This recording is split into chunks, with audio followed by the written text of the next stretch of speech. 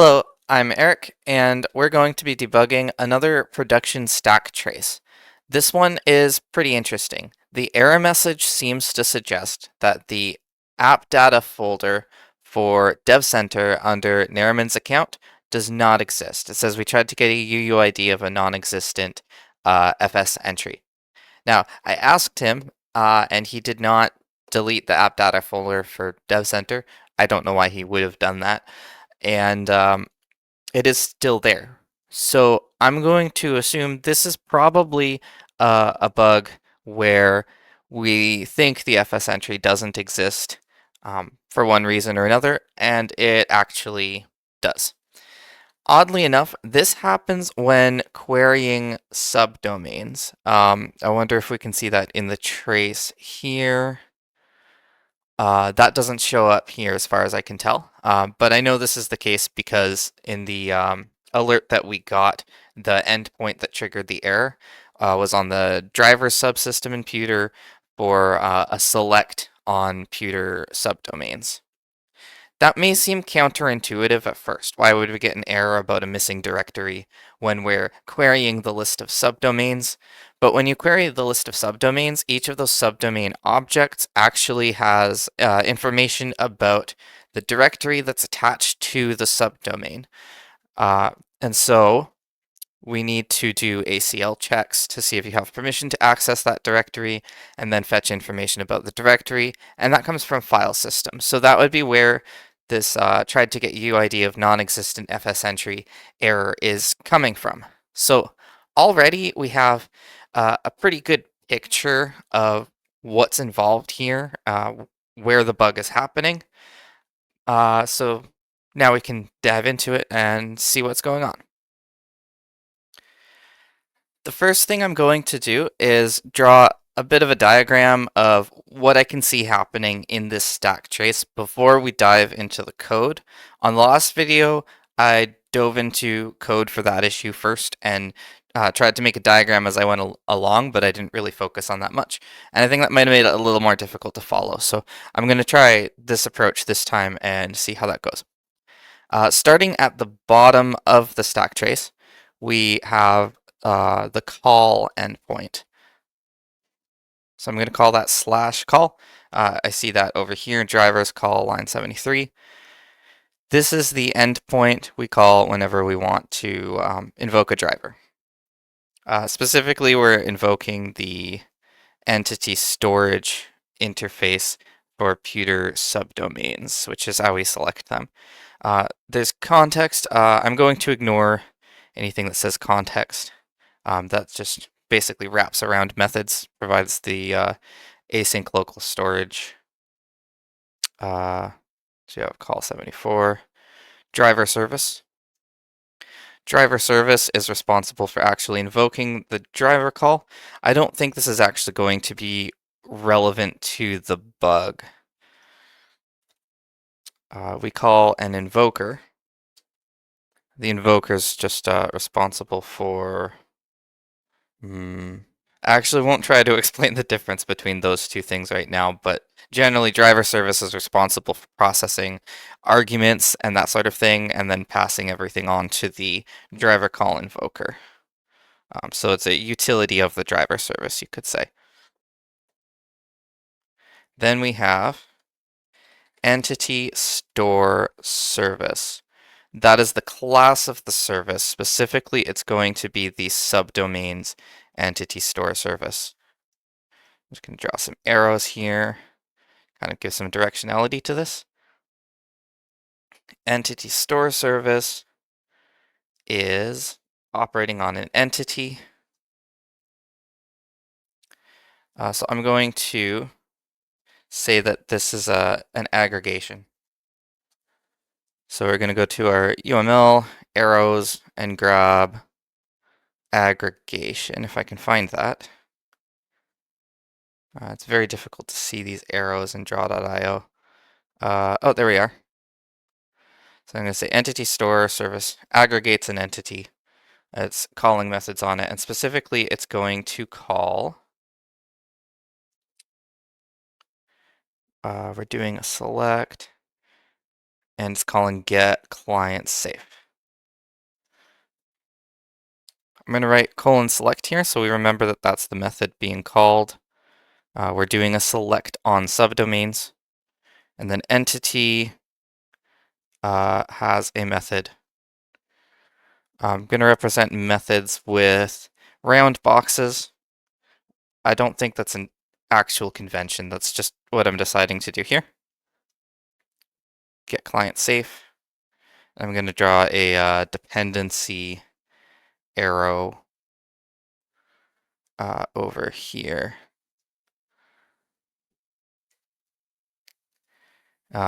Dependency might not be the right arrow. Composition vaguely makes sense for a method belonging to something. All right, we'll do that. Get client safe. This is being called by entity store service, and this arrow type doesn't make sense. We'll just make it a straight line arrow. Okay. When we call get client safe is going to give us a representation of the entity, in this case a subdomain object, that is safe to send to a client like a web browser. It doesn't contain any internal database IDs and any sort of references. For example, references to a directory, which will be relevant here, they're going to be replaced with an object representing that thing. That saves the client extra effort of making another request, creating another round trip to get that information, which it basically always does need. So we include it there. It's kind of like the advantage of GraphQL without ever using GraphQL. You just tailor the endpoints to what your system's doing. That's sort of the approach we're taking here. After entity, we go into something called mapping. Mapping is, let's take a look at mapping actually, real quick.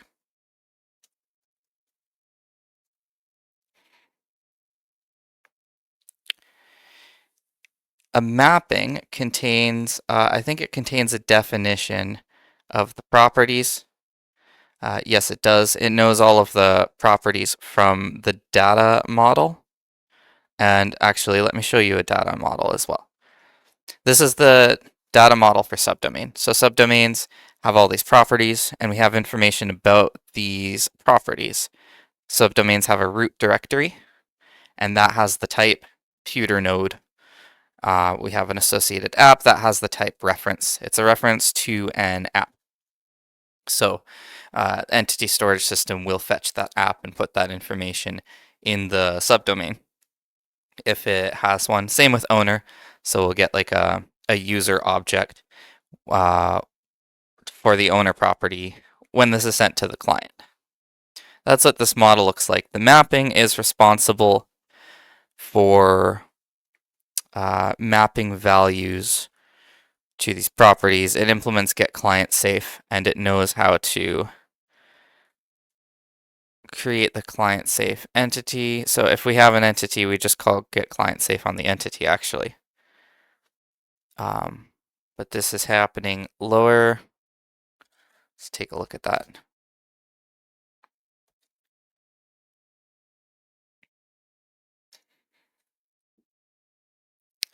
This is where we call it on the mapping. So,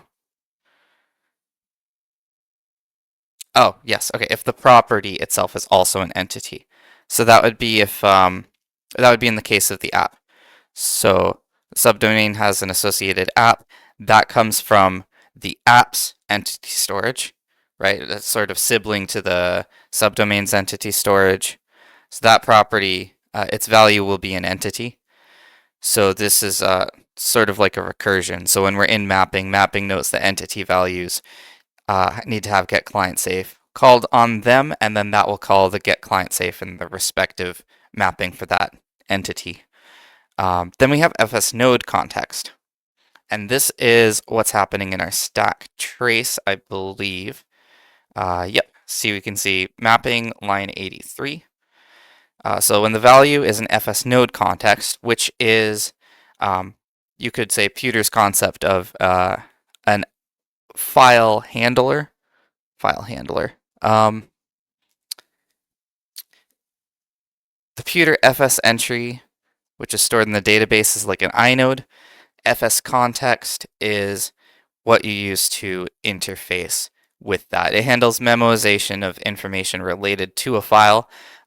So all files or directories are represented as one of these, as an FS node context, once they're being worked with in the backend. So we check if that exists or not, and then we call get safe entry on line 83. So what's interesting about this is if we hit line 83, then that means value.exists must have resolved to true. So the FS node context we have says that the value exists, but we are eventually getting this tried to get UID of non-existent FS entry error. So that gives us a pretty clear indication that something isn't working quite right. I'm gonna quickly update the diagram with this information. We have a mapping. We're calling, what did we call it? Also called get client safe. And this is aggregated by a mapping. And we can draw another arrow here saying this calls this.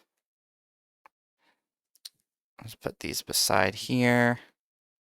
And now we have an FS node context.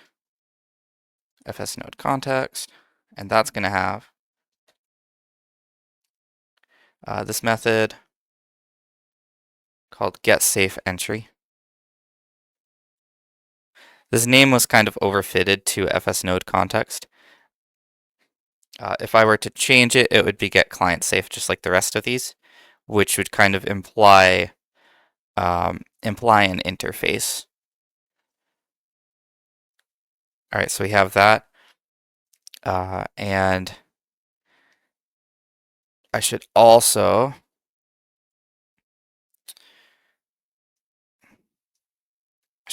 do this. We want the information that exists as being called first to be here. Kind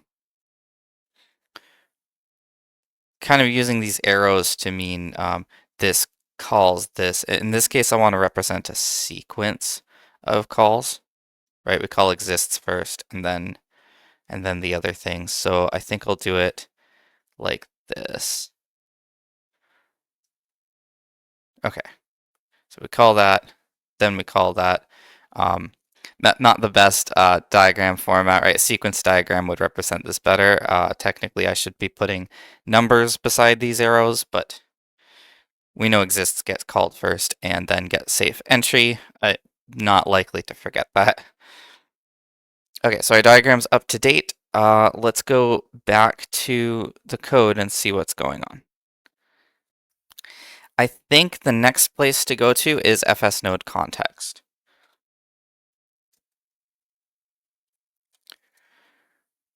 We have line 771 is where get safe entry calls the next thing.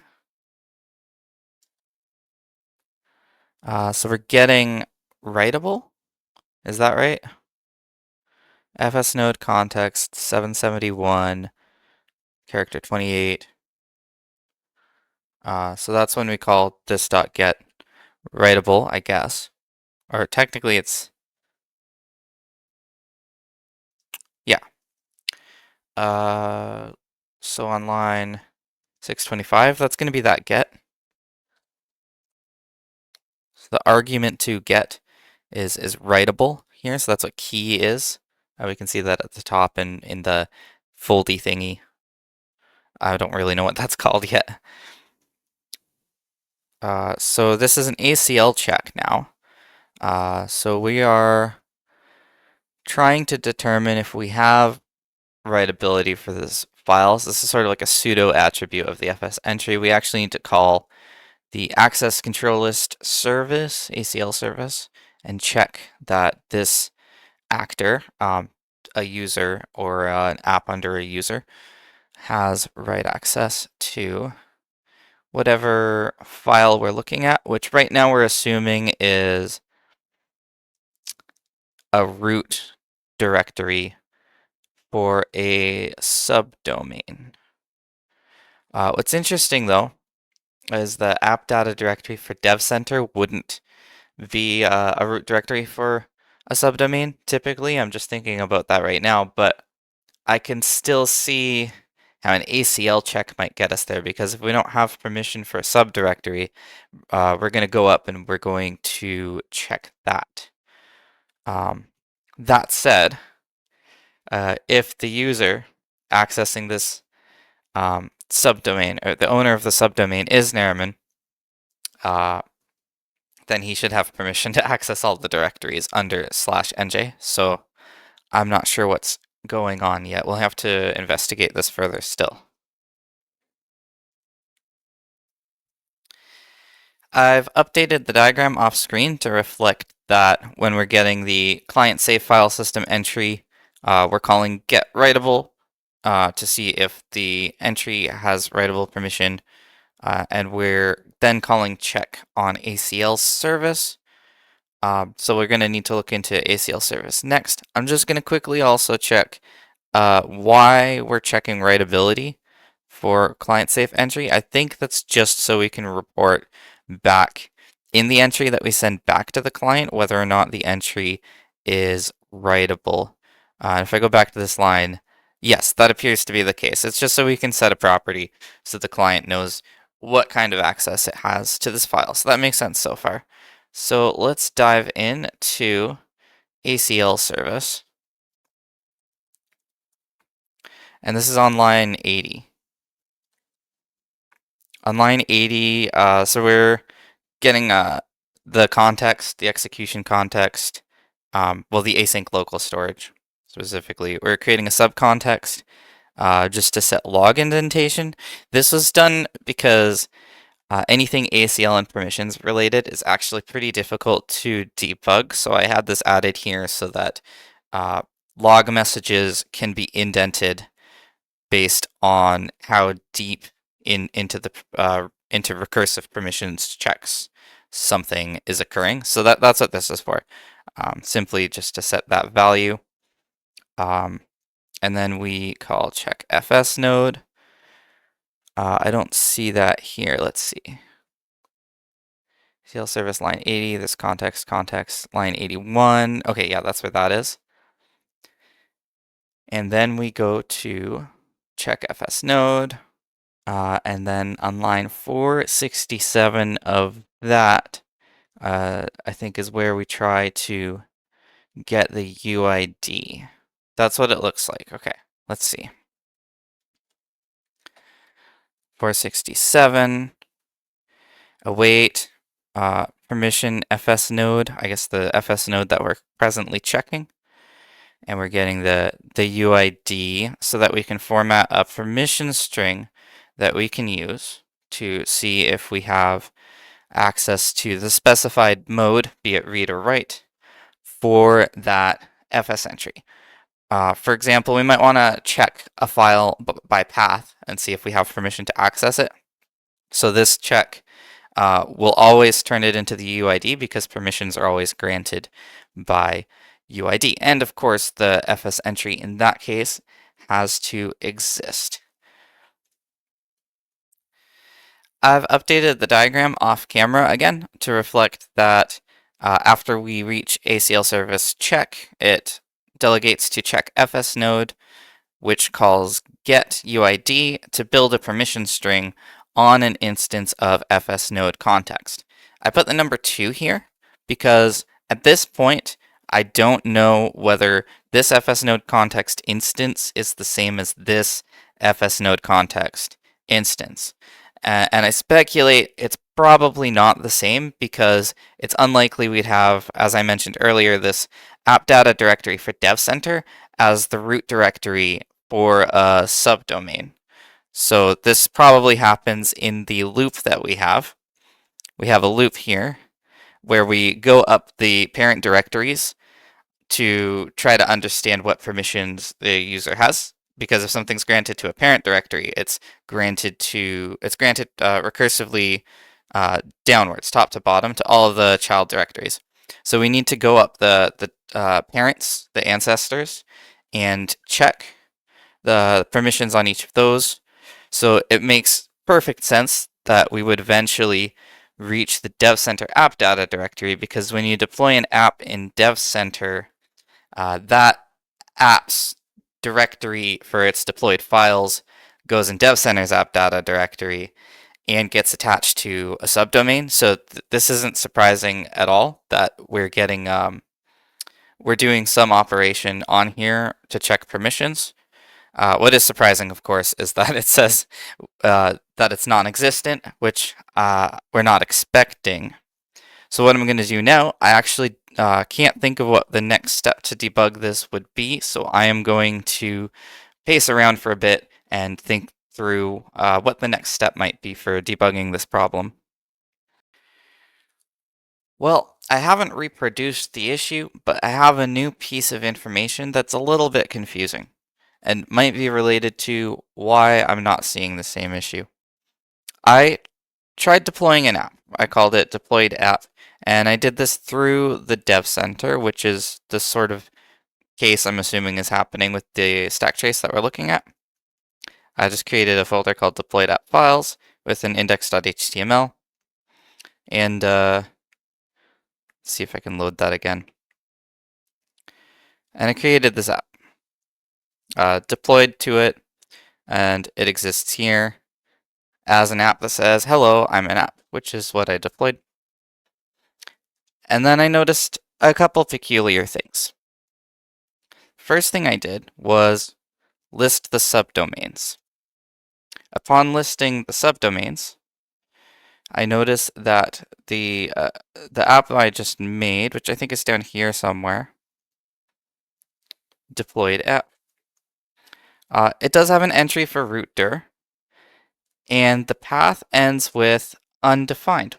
The name is also undefined. These two match, which they should match, but they definitely shouldn't be undefined.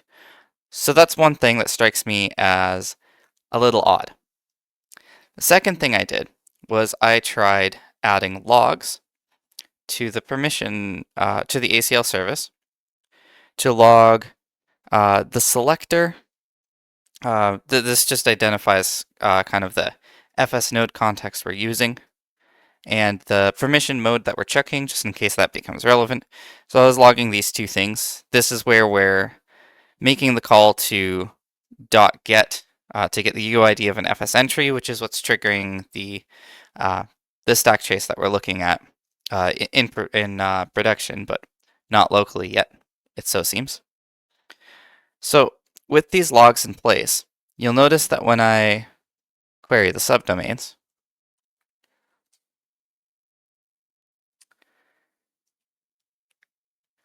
the last two here are 940 and 3680. I'm making the assumption that the last two calls are related to the app I just deployed because it shows up in the end of the list of subdomains, and I'm not aware of anything we do that changes the order between these two places, so it seems like a good bet. So these are database identifiers. This means FS node context optimized away path or UUID. It already has the database ID, so any calls that we make, it's going to query the database using that. That's part of our memoization optimizations that make the file system a little bit faster. But anyway, I want to focus on these IDs, 940 and 3680. If I go down to 940, which is going to be here,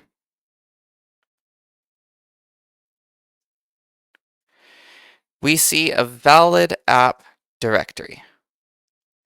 And I would assume the next thing that's going to happen is we're going to get the parent node of this. If I look in the source code here, we see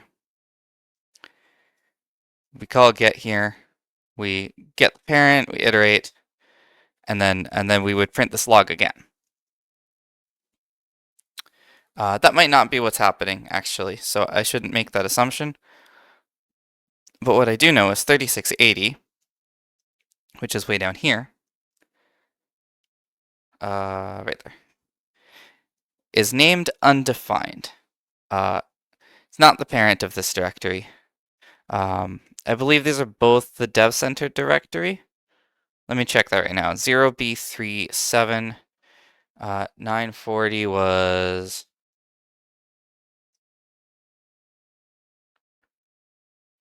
Yeah, 0b37. So that's just the app UUID for my dev center app in localhost. Actually, I think if you host Pewter locally, it's always this. It's just something different in production. 748 could be the app I just created, but it might not be. This might be a different app. I'm going to check that first. Let's see what app that is. Whoops, that was the wrong thing. There we go. Back to network tab. And we have app UIDs in the subdomain list, right? We have our associated apps.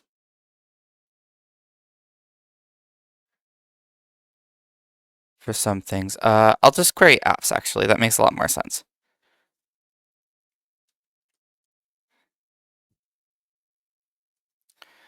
Okay, I queried apps, and I'm going to be looking for this app 748. Can I do find in here? It looks like I can. Okay, so this is actually a different app that we're seeing here. And then the next log I'm seeing is the undefined one. Where was that? Way further up in the logs now. I'm going to see, did this app called My New App occur second from last in this list of subdomains? So this is the app I just created. Let's see. Yes, it does. So that would imply the next log after that is related to this. This must be what was in the back of my mind when I suggested that we might not be in the second iteration of this loop in that second log I was seeing. It's actually the case that we only had to check permission on the childmost node of the previous one, and then we moved on. That's a lot of information to hold in my head right now, so I'm going to once again just consolidate all this information and then record another video clip once I've thought of a next step to debugging this. Okay, one thing I just thought of is, do we have a directory called undefined in that directory? So does this directory actually exist? We're seeing the FS entry in the database, so presumably yes, it does exist. I'm just curious if we'll end up seeing that in the UI. So let's go to the parent directory here. So we'll go to that directory in the file manager. And there is a directory called undefined, and the contents of this directory is going to be my app, isn't it? Yes, this is the app that I deployed. So we're seeing undefined as the name of the directory here. It's not impossible that this is actually not a backend bug. This might be a front-end bug when we're deploying the app. So before I investigate that further, I should first just check on that. So I'm going to make a new app, but this time I'm going to look more carefully at the requests. So we're going to have Dev Center open here, or Dev Center, DevTools open here. I still call it Element Inspector sometimes, despite the fact that it's everything. And we're going to make a new app. Let's see. I'm going to call this app to test undef I'm not going to write undefined in the name of this because that feels like a bad idea. But I'm going to make a index HTML file. We're going to write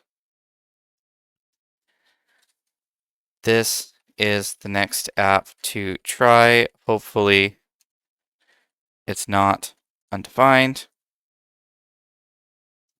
Or hopefully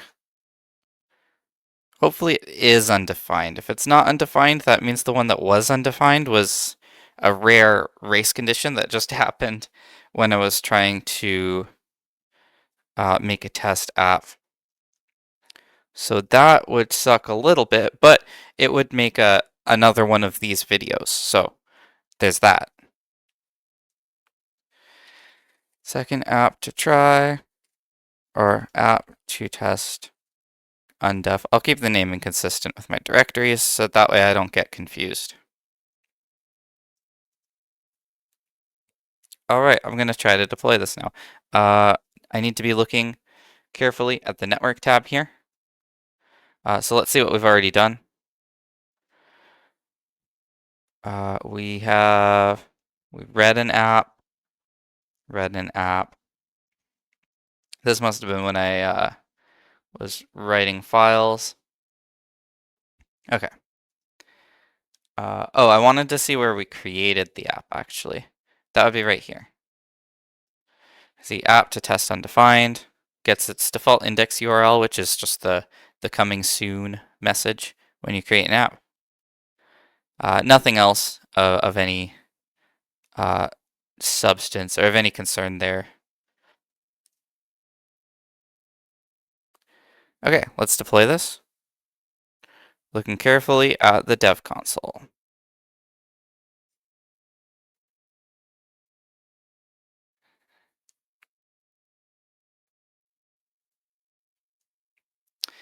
Okay, this happened last time. It actually has not done the deployment. It didn't perform any actions. As far as I know, I think this only happens in self-hosted environment right now. I'll have to double check that. But for now, what I'm going to do is just reload the page.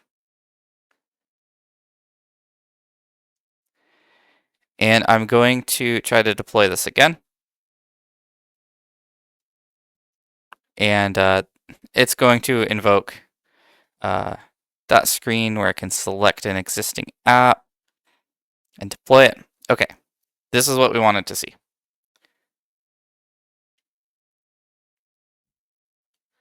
Or it's not. Actually invoked this problem again.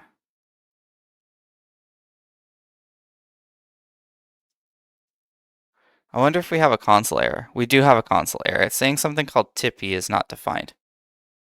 I don't know what that is. I think it might just be a module that I don't have installed that might have been added recently.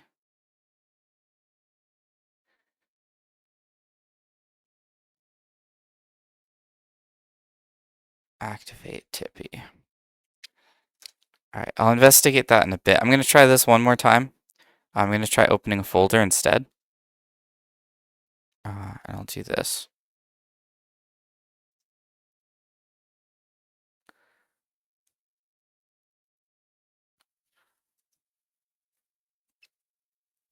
This isn't working at all anymore, actually. I have to deal with this before I continue investigating the issue that I'm trying to investigate in this video. So I'm going to go do that, and then I'm going to continue. I'm going to come back to this issue. I managed to get a successful deployment on Dev Center again. It seems the first time I did earlier was merely by fluke that it worked on the first try, but I seem to be seeing, where was this? We have a call where we create the app. Where we create the subdomain. And in the call to create the subdomain, the root dir does end with the component undefined. We have the call to update the app, which I presume also has undefined. Actually, no, it links to the subdomain. So we don't actually specify the root directory in the app when we deploy on Dev Center. It is possible to do that. You can, I think it is. No, maybe it's not actually. No, just through a subdomain, I think. Anyhow, this is indeed being created as undefined. We also do a make dir, and I think we make the directory undefined. So this is what appears to be a GUI bug in Dev Center that probably only affects self-hosted in recent versions of Pewter, maybe a few commits ago. So I need to go and investigate that, and I still need to investigate the other issue I was having. I just wanted to record this clip while I managed to get a deployment. Um, and then once I've figured out what's going on there, then I might be able to reproduce the issue that we were seeing on prod, but it's difficult to say. I'm going to end this here for now, and I'll make this a two-parter. So look for a second video where I finally get to the bottom of this issue, and maybe another spin-off video about the whatever I end up fixing in Dev Center, if that happens to be interesting. As always, thank you for watching.